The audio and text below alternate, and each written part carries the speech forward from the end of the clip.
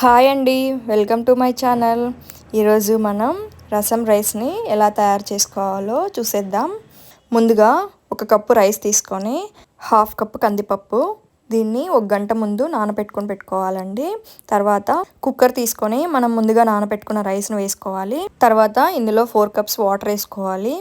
తర్వాత 2 medium size టమాటాలను కూడా వేసుకోవాలి. కొద్దిగా పసుపు వేసి మూత పెట్టి 3 విజిల్స్ వచ్చేంత వరకు ఉడికించాలి. ఈలోపు మనం ఒక 2 స్పూన్స్ రసం పౌడర్ని తీసుకొని అందులో కొద్దిగా వాటర్ వేసుకొని ఉండలు లేకుండా బాగా కలుపుకొని పక్కన పెట్టుకోవాలండి. ఈలోపు మనం మసాలాని ప్రిపేర్ చేసుకుందాం.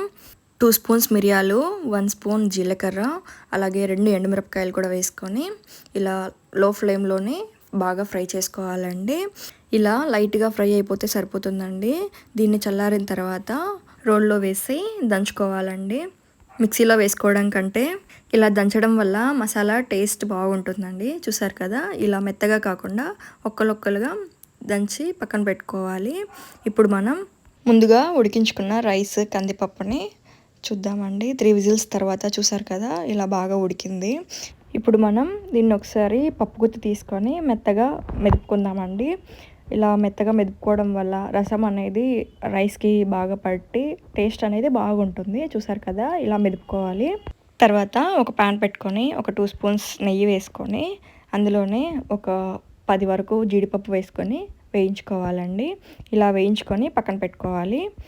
ఇది పూర్తిగా ఆప్షనల్ అండి. జీడిపప్పు మీకు నచ్చితే వేసుకోవచ్చు, లేదంటే లేదు. టేస్ట్ బాగుంటుంది. ఇప్పుడు అదే నెయ్యిలోనే 1 స్పూన్ ఆవాలు, 3 ఎండుమిరపకాయలు వేసుకొని బాగా ఫ్రై చేసుకోవాలండి.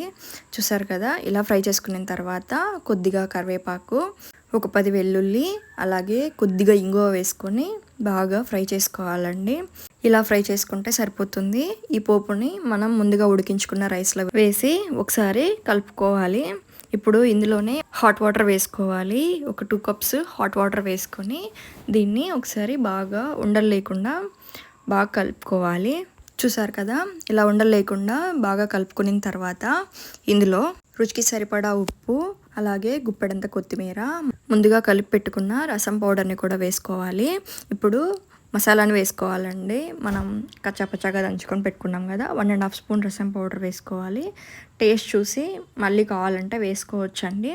ఇది బాగా కలిసేంత వరకు బాగా కలుపుకోవాలి. మూత పెట్టి మీడియం ఫ్లేమ్లోనే ఒక 10 మినిట్స్ పాటు ఉడికించుకోవాలండి. చూసారు కదా, ఇలా దగ్గర పడుతూ ఉండగా మధ్య మధ్యలో ఒకసారి కలుపుకుంటూ ఉండాలి. ఇలా దగ్గరకు వచ్చిన తర్వాత ఇందులోనే మనం కొద్దిగా కొత్తిమీర వేసుకోవాలి. అలాగే కొంచెం నిమ్మరసం కూడా వేసుకొని బాగా కలుపుకోవాలండి. ఈ విధంగా దగ్గర పడితే సరిపోతుందండి. మళ్ళీ చల్లారిన తర్వాత గట్టిగా అయిపోతుంది. అంతే అండి, రసం రైస్ రెడీ. ఈ వీడియో మీకు నచ్చినట్లయితే లైక్ చేయండి, షేర్ చేయండి, అలానే సబ్స్క్రైబ్ చేసుకొని మీ ఫ్రెండ్స్ అండ్ ఫ్యామిలీ మెంబర్స్కి షేర్ చేయండి.